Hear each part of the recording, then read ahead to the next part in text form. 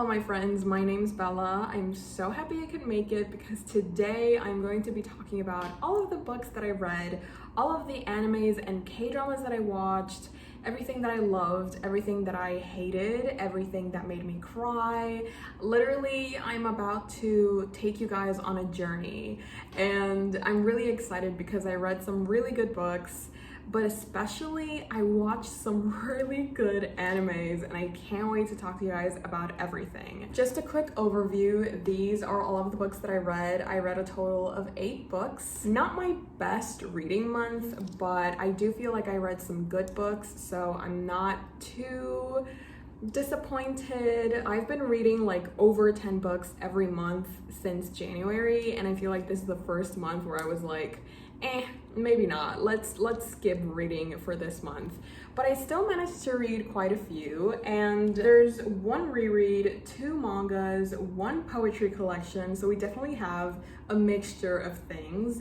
I started my month reading a wonderful manga, 10 out of 10 experience. Attack on Titan, the omnibus version, volume 1. This features volumes 1, 2, and 3 of the manga. Even though I have watched the anime, I am not up to date because I don't want to watch the last episode and just have to wait until next year to see how the story is going to end. So I'm not up to date, but I do love the anime so much, and I just knew that I had to start the manga because there is an Attack on Titan shaped hole in my life and I needed to fill it up with something, and this was the perfect solution. I'm telling you, if you like the anime, you're going to love the manga. I feel like I'm stating the obvious here, but if you had to hear it, you guys should pick up the Attack on Titan manga. If you have no idea what this is about, it's basically humanity trying to stay alive even though there's these huge beings, they're called titans, and they eat humans and they keep attacking humans, and humanity is trying to fight back. We have amazing, complex, morally gray characters. We have a story that has so many plot twists, you never see them coming, and it keeps you on your toes, it keeps you on the edge of your seat.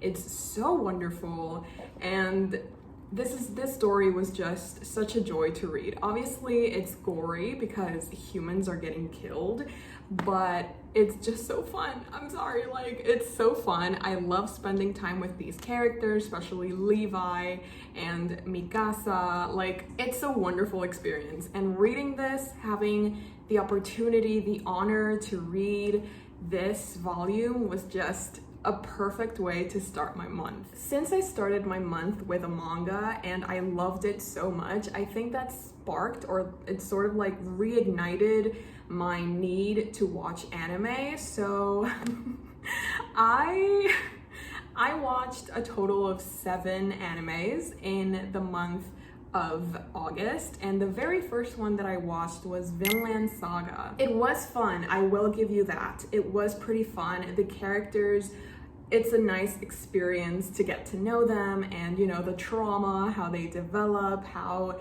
this kid whose dad was killed, he's trying to get his revenge. Why am I still holding up Attack on Titan? We're following this one kid. His dad got killed and he spends the rest of his life trying to avenge his father, and throughout this journey he becomes this person. He becomes this, I wouldn't say killing machine, but I wouldn't say that. You know what I mean? Like, he does some pretty questionable things, but it's all in the name of avenging his father, so it kind of evens out, I guess.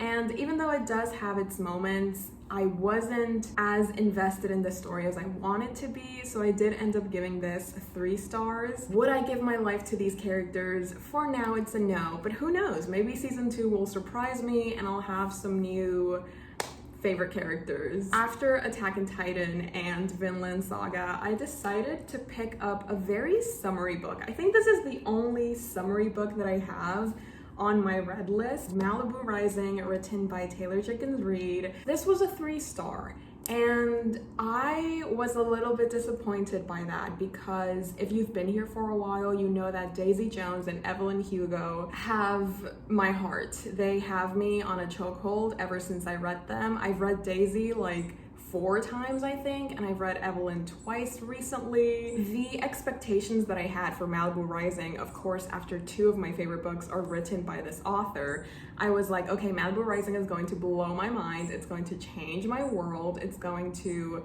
restructure my DNA. Can you be quiet? Sorry, I'm trying to speak. Can you be cute somewhere else? I'm so sorry about the bird. He just wants to say hi. But anyways, Malibu Rising. Oh my god, that is so annoying. Oh, it left. In this book, we're following a group of siblings and their journeys, their high and lows. Each of them have very unique personalities and they're each going through very different situations. And they've always grown as a very close-knit family because they had to grow up without their dad. Their mom had some issues and they've always just been very together, but in the present time, they are keeping secrets from each other. We're sort of building up to this party that's hosted at the end of the month by this family, and apparently in this party, a lot of things are going to go down. There's just like a lot of things happening, and I think my main issue is that there were a lot of characters that I did not care for. We would randomly get POVs from people that we see once and then never again. They sort of like came in, dropped in their 2 cents, and then left. And it never really added up to mean anything. I feel like that took away a little bit from my enjoyment because those sort of POVs took me out of the story, because I was like, what does this chapter mean? Why should I care what this person is saying? How does this add to the story in any way? The magic that I found in both Daisy and Evelyn was sort of missing in Malibu Rising. I don't know why. I don't know why that was. I did enjoy the characters. The characters were pretty interesting. They were all very complex. They all had their own set of issues and conflicts to work through, and it was interesting to see how they were all connected, if they were even connected. At times, as I mentioned, just strangers popped in and then they popped back out and we never heard from them again. I wouldn't read it again. I wouldn't recommend it. Like, that's just no tea, no shade. I just would not recommend this. As soon as I closed it, I was like, okay, I'm glad I never have to pick this book back up again. After reading such a lackluster book, I was like, okay, my reading slump is setting in. I can feel it. I can feel it happening. I feel it coming. It's not gonna be pretty. So I decided to just let the books go. I suddenly forgot how to read, if it's the printed word, and I started to read subtitles instead. I watched 2 K-dramas, and one of them is The World of the Married. That K-drama is so messed up, but it's so good. It's literally so dramatic, which is perfect for me because I love drama, especially if it has nothing to do with me. Like, I love spectating. And The World of the Married is this story about this woman who thought she had the perfect family until she finds out that her husband is cheating on her. So she decides, instead of just taking it down sitting, she would retaliate and she would make his life a living hell. And it's just wonderful. Like, I love when women go insane, you know what I mean? It's just such a joy to see. And this drama, it just kept on bringing so many different things to the story, and it was so crazy. I loved every second of it. Yeah, apparently revenge stories are like my new fascination because I just really enjoyed that. After The World of the Married, I watched probably what is one of my new favorite K-dramas of all time. And I'm probably not the only one that's going to be saying this to you guys, but Extraordinary Attorney Woo. Oh my god, like, I feel like if you haven't heard about this K-drama, you're either not on Instagram or YouTube or anywhere at all, because everybody is talking about this K-drama. As they should be, because it's so good. It's gorgeous. It's this wonderful story about this lawyer who's on the spectrum, and she recently got this huge job at this big law firm, and every story or every episode focuses on a different case that she needs to work on. The way that the stories and the cases sort of intertwine with each other, the character development, of course, the romance, the sisterhood, the ups and downs, the highs and the lows. It was just so well done. It was so beautiful. It was so fun. I cried. I laughed. A number of times. I sweat. I danced. I got a shot. I ate. And I had many epiphanies. If you guys haven't watched it already, I would 100% recommend this one to you guys because it's just so wholesome and it's so beautiful. And it's 100% worth it. The next book that I read was my very first 5-star of the month, and that is The Dawn of Yangchen by F.C. Yi. This is the first book in the Yangchen Chronicles. If this looks familiar, if you've sort of seen another Avatar book, F.C. Yi also wrote the Kyoshi novels. Both of those stories were 5 stars. So I don't know why I even thought this wouldn't be a 5-star because F.C. Yi did not come to play. He does not disappoint. Yangchen is one of Aang's past lives. She is an airbender, and here we're following her journey. We're following this specific arc where Yangchen is investigating some corrupt governments around the 4 nations, and it's just so wonderful. Like, oh my god, like the little glimpse that we get of Yangchen on the actual The Last Airbender series did not prepare me for how cool and how amazing of a character, of an avatar, of a woman she was going to be. This book just does such a good job at making you realize that Yangchen is one of the best avatars out there. I love that she's an airbender because obviously we're following Aang in the TV show, so we sort of know a little bit of how the air temples work and how airbending sort of is, but Yangchen brings such a breath of fresh air, no pun intended, to what we already know. And the way that FCE wrote this, it just keeps you on your toes at all times. I cannot believe that we don't even have a release date for the sequel. That's actual torture. Like, what am I supposed to do while I wait for the sequel to The Dawn of Yangchen, especially after that ending? Like, it's hard, but I loved every single second of this novel, and it was so good. It was literally so good, my dude. After I read this, I was like, oh, maybe I don't hate reading anymore. Maybe reading is actually fun again. Which was then challenged because the next book that I picked up, it wasn't bad, but it definitely wasn't good. And it's Cleopatra and Frankenstein by Coco Malors. This was my Patreon buddy read for the month of August. And the fact that I had to do a whole exclusive reading vlog for this, torture. I would have preferred an electric chair. Like, I have no strength to talk about this book because it's just so much, dude. This is a literary fiction novel. We're following 2 characters and their disastrous marriage. There's this huge 20-year age gap. They also have their own issues that they have to work through, and they're just extremely toxic people that try to love each other, but they end up destroying one another. Trigger warnings for suicide attempts, animal abuse, depression, self-harm. There's a lot more that I'm forgetting, but those are like the main ones that you should look out for if you're thinking of reading this book. This one had the same issue that Malibu Rising did because Coco Malors just loves adding characters that give nothing to the story. She just likes having them there. She also, I feel like, relies a lot on stereotypes. Like, we have the gay best friend. If you come here looking for characters to love, you won't find them. And I don't mind unlikable characters because they are pretty interesting to read from, because you're like, I hate you, but I'm interested in how your story is going to go.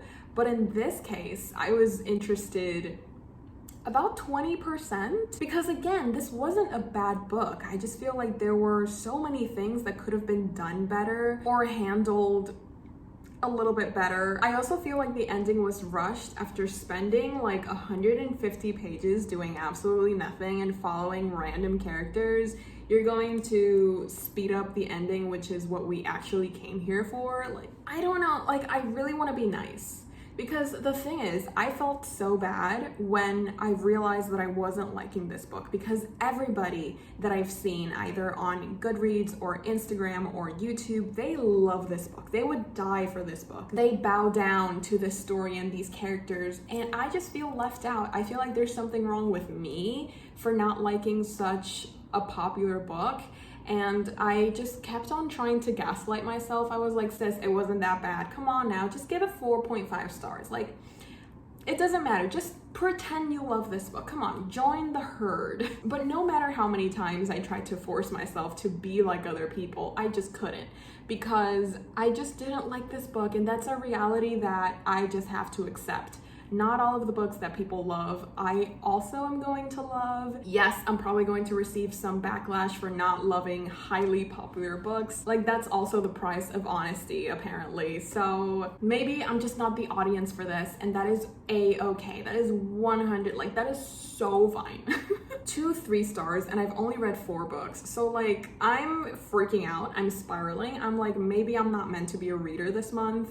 So I needed a book that I knew I was going to love. And then a miracle happened. I received volume 2 of Attack on Titan omnibus version. This includes volumes 4, 5, and 6 of the manga. And this reinvigorated my love for reading, because I sat down and I was like, okay, I'm gonna read the first volume and then we'll see how it goes. I ended up reading this in one sitting, my dude. Like, I kid you not. It just sucked me in. And it doesn't matter that I already know the story, because it's just different. It's a different format, and seeing it printed instead of animated, it's just different, my dude. This came at the perfect time, honestly. I loved it. 5 out of 5 stars. Yes, yes, yes, yes, yes. And now I kind of want to rewatch Attack on Titan because it's just so good. I think it's still a little too early to start rewatching Attack on Titan, so I started watching other animes, and one of them was Cowboy Bebop. I watched this because a friend of mine was like, this is one of the must-see animes. If you don't watch this, you're not a true anime watcher. And I'm not even going to like discuss that sentiment. Like, if you don't watch this anime, then you don't really love animes. Come on now, don't gatekeep. That's not what 2022 is about. Let us love what we want to love. Don't tell me that I need to do or watch or say certain things to belong. I had been wanting to watch Cowboy Bebop because it is such a classic, and it does look like something that I could enjoy. I'm not the biggest fan of science fiction or space-related stories. And Cowboy Bebop is about this space cowboy he's a bounty hunter, and he's just traveling through space with his friends, and he's just getting the money. Like, he's doing what he needs to do in order to survive. And he does it while also being super swaggy. He does it while looking super scrumptious and stunning and beautiful. It's just like this group of misfits that suddenly become this found family. They're traveling all around the universe, looking for odd jobs here and there, trying to survive. This has 26 episodes, and I watched it in a day and a half because I was glued to my screen. It was so fun, and it has the sort of humor that I really enjoy because it's very low-key, it's very sarcastic, and it's very witty. And I just had a really great time, especially when we were introduced to Vicious, because oh boy, oh my god, hi, hello. Nice to meet you. I would definitely recommend it. I think I gave it like 4 out of 5 stars, and for someone who doesn't like science fiction, this is a pretty high rating. And then I chose pain. You know what I mean? I decided to go on like this marathon of highly depressing anime for some reason. Apparently I hadn't suffered enough. So I decided to watch Anohana, which is this anime. I did talk about this on my previous vlog. If you haven't watched it already, I'll leave it up here. Anohana, it was a 5-star. No, Anohana was a 4-star because it did take me a while to sort of like ease into the story and kind of care about what was going on. But at the end, I was definitely hooked. My heart was stolen by these characters, and when the last episode finished, you could just see the black screen of my computer. My reflection was just crying, tears streaming down my face. I looked ridiculous and I loved every second of it. Yeah, this is a very sad anime, and we're following this group of friends who used to be really close when they were young, but this devastating accident separates them, and now they're a little more grown up. They're living very different lives, but they still haven't gotten over what happened in their youth and their childhood, and they're sort of trying to make sense of it all. Yeah, I'm just gonna leave you with that. I cried, yes. I mean, that's not really a shock to anyone. I do cry a lot, especially in animes. After Anohana, I was like, okay, why let these tears dry? Why let my heart heal? Let's just start another depressing anime. So I watched Violet Evergarden. Yes, if you know, you know. Like, I don't want to talk about it. I don't, because it was such an emotional experience. I no longer have a heart because it's just been shattered by depression. Violet Evergarden was just the nail in the coffin. I signed away my life. I signed away my happiness by watching Anohana and then Violet Evergarden. Like, what was I thinking? Nothing, apparently. This was a 5-star. Violet Evergarden does what I love about animes when they focus on characters and their emotions and their development. A full-on character arc is my weakness, and Violet Evergarden did that. And it was so beautiful. And then I was like, okay, I need to stop. I need to do something for my mental health. I need to take care of myself. Let's start an anime that's a little bit more high-key, a little bit, you know, comedy, romance, a little rom-com. I started watching Kaguya-sama, Love is War. I watched the first 2 seasons and I loved it. I loved every second of it. It's so insane. It's so wild. It's the story about these 2 characters who are in love with each other, but they've been taught all their lives that to say that you're in love with someone or to admit that you have a crush on someone is to admit that you have a weakness. So they're just both trying to make the other one confess first, and the lengths that they go to in order to achieve this is so good. The whole cast of characters is so quirky and so funny, and I just have such a good time watching this anime. It's just such, it was like a ray of sunshine in my darkest times, and I really appreciate this anime. Stunning, 8K resolution, 5 out of 5 stars, or 4.5 if I'm being honest. Then I picked up a poetry collection that's called Fierce Fairytales, Poems and Stories to Stir Your Soul, written by Nikita Gill. I just want to read this to you guys because I think it does such a good job at like hyping you up to pick this book up. Nikita Gill gives Once Upon a Time a much needed modern makeover. Through her gorgeous reimagining of fairy tale classics and spellbinding original tales, she dismantles the old-fashioned tropes that have been ingrained in our minds. Lines blur between heroes and villains. You know me, I love morally great characters, and I just love when authors explore the very real gray area of characters. Like, not everything, I think nothing is truly black and white. Like, there's always this in between where both meet. I just had such a fun time reading this, and I think one of my favorite parts is when Nikita Gill gives villains of Disney stories a backstory. For example, you know, Captain Hook from Peter Pan. We don't really know where he comes from. We don't really know why he's hunting down Peter Pan. Nikita Gill tells us why. And the reason behind it and his motivation, like, oh my God. Yes, yes, yes, yes, yes, yes. Yes. We also have backstories to Ursula from The Little Mermaid and the Queen of Hearts from Alice in Wonderland. It was just such a surprise. I wasn't expecting to enjoy this as much as I did. And there's also a few poems that some of the lines just really spoke to me. And I'm not a poetry girly. You know what I mean? Like, I've tried poetry in the past, and sometimes I connect to them. Like, I connect to maybe 1 or 2 lines. And sometimes I just end up being like, oh, this is not for me, sorry. And in this one, it's a mix of both. Like, at times I was like, okay, I don't really know what you were trying to do with that. That's like a little not for me. But then there are other lines where I was like, that's a little too close to home. I just love when I find these bits of poetry that really speak to my soul, because I think that it hasn't happened that often, but when it does, it's like a shot to the heart. I'm gonna read you one of my favorite poems. It's called Kiss the Dread. And darling, I hope you remember to kiss the ghosts goodnight. They are only older versions of you that you have had to discard and forget. And I have faith that when you put the sins to bed, you check under their beds for monsters, just to say hello to them after all these years.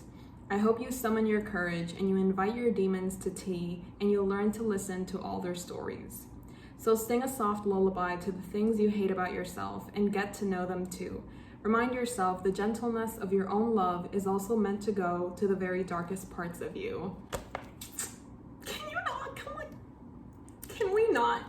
That was gorgeous. That was gorgeous. That gorgeousness is also intertwined with not so gorgeous poems, and there's a good chunk of poems here that I was just like, can we move on? I didn't like that. I'm just going to pretend that didn't happen. And because of that, because of the scarcity of the poems that I actually really loved and connected with, I ended up giving this 3 stars, which is still really good. I was expecting maybe a higher rating, like maybe 4 stars. Definitely at the beginning of this book, I was really vibing and I was like, oh, this is a 4-star for sure. But the more that I read, the more that I was like, okay, maybe not. Maybe I was wrong. Maybe I jumped the gun a little bit on that one, and that's okay. I still had a really fun time reading this, and I had like this stunning playlist in the background, like fairycore, cottagecore type of vibes, and it was wonderful. Setting the mood when you're reading a book goes such a long way to the enjoyment of the reading experience, because I think if I would have just read this with silence, it would have been okay, totally. But adding the playlist and the musical, lyrical type of sounds as I was reading this just gave it that little oomph. It pushed the reading experience to 150. I know some people can't read with music on the background, but if you can, I would totally recommend trying to find a good playlist for the book that you're reading, because it'll blow your mind, my dude. It'll blow your mind. Then I read An Arrow to the Moon, written by Emily X. Rappan. I love Emily X. Rappan. She has written 1 book before this, and it is The Astonishing Color of After, one of my all-time favorite books. I cry every time that I read it, and when this book came out, I think it came out in May, I was so excited for it. This is even featured in my 5-star predictions book. I had so many hopes and dreams for this book. This is a Romeo and Juliet Chinese mythology inspired retelling. It was giving, you know what I mean? Like the cover was giving, the blurb was giving, the reviews, the early reviews were giving so much. But at the end, it just ended up taking my will to live. Like, I'm not saying it's bad. I definitely enjoyed this book. It is a 3-star. And I think that's just because for most of the story, for this amount of the story, I was just confused. I was just like, okay, what's going on here? I'm a little bit confused. This is not working. Just the way that this was written, because it does go back and forth. We have like 5 different POVs. Wait, we have 2 parents, we have 4 parents, we have we have 7 POVs. So it's like a lot of information from different sources, and you're trying to piece it together. I do love me a good puzzle. Like when I read The Starless Sea, that is such an interesting experience to have, because you don't really know what's going on, but you're having so much fun trying to piece it all together. And when it finally comes together, you're like, this is brilliant. I didn't have that experience with An Arrow to the Moon. The writing was all there. It was beautiful, it was lyrical, it was stunning prose, but I think where it lost me a little bit is the characters. I'm so sorry. I always keep on coming back to the characters. I don't think they were developed as much as they could have been, and I think that a lot of times some pivotal moments in their character arcs were a little bit sped up just because of time constraints or something, I don't know. This almost has 400 pages, so we do spend quite a lot of time with these characters, but since we have 7 different POVs, it's a little bit hard to sort of connect to any of them and to sort of see organic growth from any of them, because it's all sped up since this author decided to separate and give us so many POVs. Overall, my enjoyment of the story was round about 3 stars, which is so sad because I thought it was gonna be a 5. Moving on. The last book that I read in the month of August was actually a reread, and it is Harry Potter and the Chamber of Secrets. I'm currently making my way through the whole series again because I just feel like it's been too long since I've reread this whole series, and I've just been needing the cozy vibes. I've been talking throughout this whole video about how I've been struggling with my reading because I've been picking up these books that just completely throw me off, and I've been reading other books that remind me why I love reading, but it's been this sort of push and pull between I never want to read and I want to read all of the books. So I think that by picking up some cozy rereads that I know I'm going to love and that just give me the warm and fuzzies, I think it'll help me ground myself back to just my love for reading. I do need to reread all of the books, but in every reread that I've done, Chamber of Secrets is always my least favorite. That's not to say that I don't enjoy it, it's just that comparing Chamber to all of the other ones, this is the one that I enjoy the least.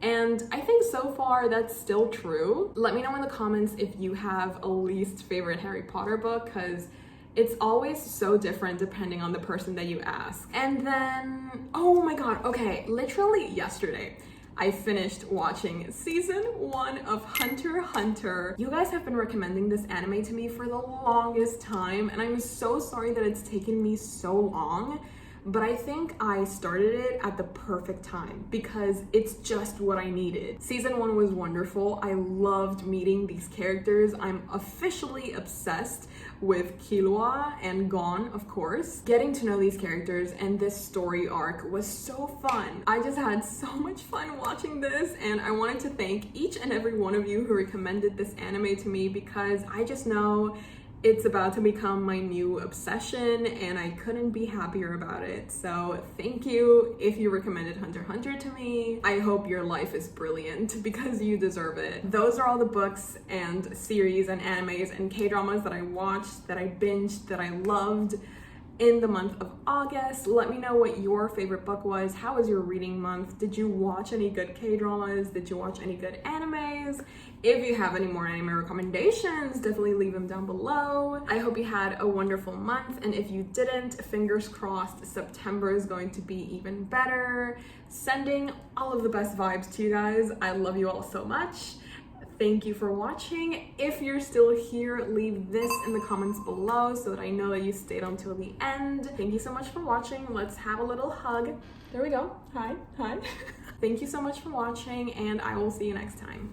Bye bye. Hey Jimmy, you nice. Keep going.